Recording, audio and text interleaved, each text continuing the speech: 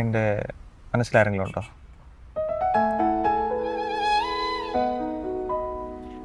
ഉണ്ടെങ്കിൽ ഉണ്ടെങ്കിൽ നിങ്ങളുടെ കാര്യം വീട്ടിൽ പറഞ്ഞ് ഞാൻ സെറ്റാക്കി തരാം. പറ.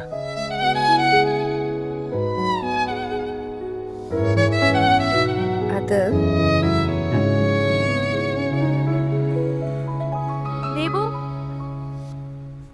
ഹായ്. ഹായ്. യാത്രയൊക്കെ എങ്ങനെ ഉണ്ടായിരുന്നു? സുഖമായിരുന്നു. ഗീതു, ഇത് എൻ്റെ ഫ്രണ്ടാണ് മോനിഷ. ഇത് എൻ്റെ best friend Geethu. Hi Geethu. Hi. എവിടെയാ നാട്? എൻ്റെ നാട് കോഴിക്കോട്. ഇവിടെ എന്താ? എനിക്കൊരു ഇന്റർവ്യൂ ഉണ്ട് നാളെ. ഈ ഹോട്ടലിലൊക്കെ താമസിക്കുന്നൊക്കെ പറഞ്ഞാൽ എനിക്ക് ഭയങ്കര പേടിയാ. അത് ഇവനോട് പറഞ്ഞപ്പോ ഇവൻ വീട്ടിൽ നിൽക്കാൻ പറഞ്ഞു.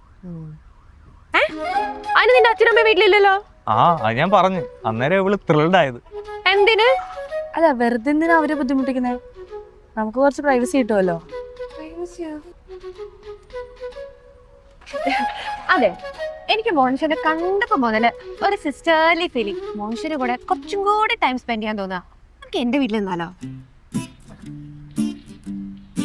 ആയിക്കോട്ടെ, നിക്കാലോ. ആഹാ, അപ്പൊ നിങ്ങൾ രണ്ടുപേരും സെറ്റായി. ഞാൻ ഔട്ട്. കൊള്ളാം.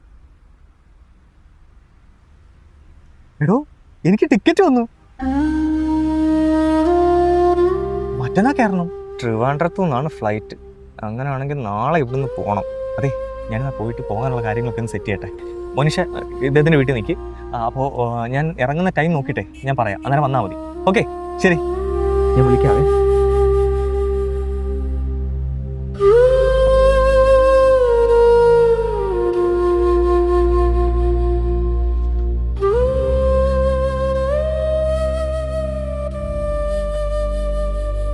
ഗീതു,